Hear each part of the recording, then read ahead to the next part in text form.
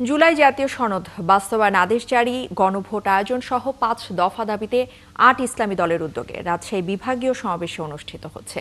সেখানে আছেন সহকর্মী রাশিদুল হক রুশো। রুশো, একটু জানাবেন সমাবেশ কি শুরু হয়েছে কিনা, আর এই যে ৫ দফা দাবি কি কি ধরনের দাবি রয়েছে সেখানে, এবং জনগণের কি ধরনের প্রত্যাশা এই সমাবেশ থেকে?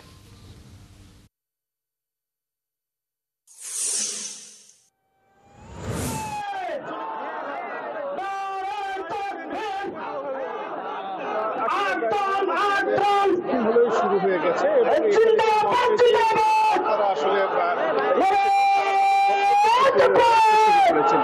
আপনি মূলত জানতে চাইছিলেন যে কি দাবি নিয়ে তাদের এই ৫ দফা দাবির মূলে যেটি রয়েছে সেটি একটু জানিয়ে দিতে চাই আপনাকে, যে জুলাই জাতীয় সনদ বাস্তবায়ন আদেশ জারি এবং উক্ত সমাবেশের উপরে যে গণভোট আয়োজন করা, এটি তাদের মূলত মূল দাবি থাকছে। এছাড়াও পিআর পদ্ধতিতে জাতীয় নির্বাচন অনুষ্ঠিত করা, এবং এছাড়াও ফ্যাসিস্ট সরকারের সময় যে গণহত্যা বা দুর্নীতি হয়েছে সেগুলোর বিচার করা, এবং জাতীয় পার্টি সহ যে ১৪ দল তাদের কার্যক্রম নিষিদ্ধ করা। মোটা দাগে এই যে তাদের ৫ দফা এই দাবিগুলো রয়েছে। তবে যেটি বারবার তাদের নেতাদের বক্তব্যে যেটি উঠে আসছে যে পিআর পদ্ধতিতে নির্বাচন হতে হবে এবং গণভোট জাতীয় নির্বাচনের দিনে নয়, নির্বাচনের আগে অবশ্যই অনুষ্ঠিত করতে হবে।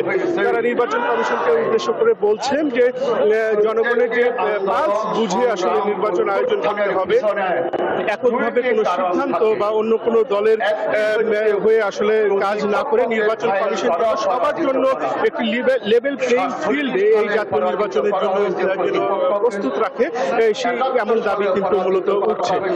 আপনি দেখতে পাচ্ছেন, আপনি নেতা কর্মীদের আসলে কথা জানতে চাইছিলেন, এইখানে যে রাজশাহী মাদ্রাসা মাঠ সেটি কিন্তু এখন এই ৮ দলের নেতা কর্মীদের যে সমাগমে একেবারে কানায় কানায় পূর্ণ হয়েছে। এবং আমরা যদি একটু মঞ্চের দিকেও দেখি যে এখানেও কিন্তু যে নেতৃবৃন্দ, এখানে যদি আমরা বলি যে এখানে আমরা জামাতের সেক্রেটারি জেনারেল অধ্যাপক মিয়া গোলাম পরোয়ালকে দেখতে পাচ্ছি, এবং অধ্যাপক মুজিবুর রহমান সাবেক সংসদ সদস্য এবং বাংলাদেশ জামায়াতে ইসলামীর নায়েবে আমির, তারা সহ ৮ দলের যে শীর্ষ নেতৃবৃন্দরা আছেন তারা কিন্তু এখানে উপস্থিত হয়েছেন এবং একে একে তারা তাদের বক্তব্য রাখছেন এবং নেতাকর্মী সহ দেশবাসীর কাছে একটি বার্তা দিতে চাইছেন তারা।